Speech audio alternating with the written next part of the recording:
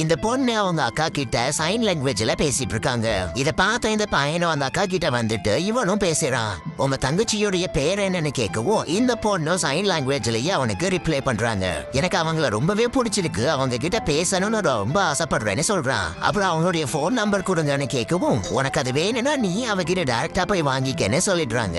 இப்படியே நிறைய நாள் ஓடிடுச்சு. அந்த பையன் அந்த பொண்ணை பார்க்கவே இல்ல. அன்னைக்குன்னு பார்த்து இவன் ஃபுட் டெலிவரி பண்ணிட்டு இருக்கும்போது இந்த பொண்ணுடைய பைக் டேமேஜ் ஆகி ரோட்ல நிக்கிறதையும் பாக்குறான். அப்புறம் இந்த பொண்ணு கிட்ட வந்து கேட்கும் போது நான் ரொம்பவும் அர்ஜென்டா போயிட்டு இருக்கிறேன், இப்ப எனக்கு வேற வழியே இல்லன்னு சொல்லி இந்த பொண்ணும் ஃபீல் பண்றாங்க.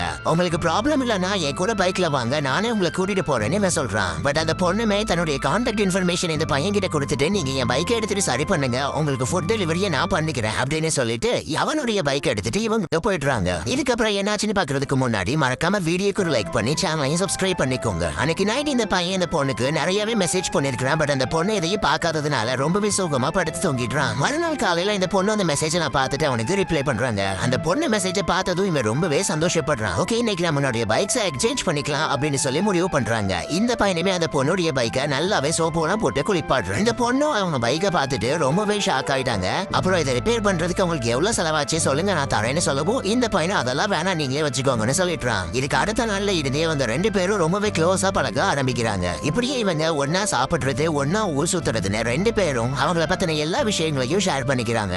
அப்புறம் இந்த பையன் ரொம்பவே சந்தோஷமா இருக்கிறத நோட்டீஸ் பண்ண அவங்க அம்மா ஒரு ரீசன்ட் டேஸ்ல உனக்கிட்ட ஏதோ சேஞ்சஸ் இருக்கு, அதுக்கான ரீசன் என்ன அப்படின்னு சொல்லி கேட்கவும் எனக்கு ஒரு புது ஃப்ரெண்டு கிடைச்சிருக்காங்க, அதனாலதான் நான் இப்ப ரொம்பவே ஹாப்பியா இருக்கேன்னு சொல்லி அப்படியே வைக்கப்பட்டு அங்கிருந்து போயிட்டுறான்.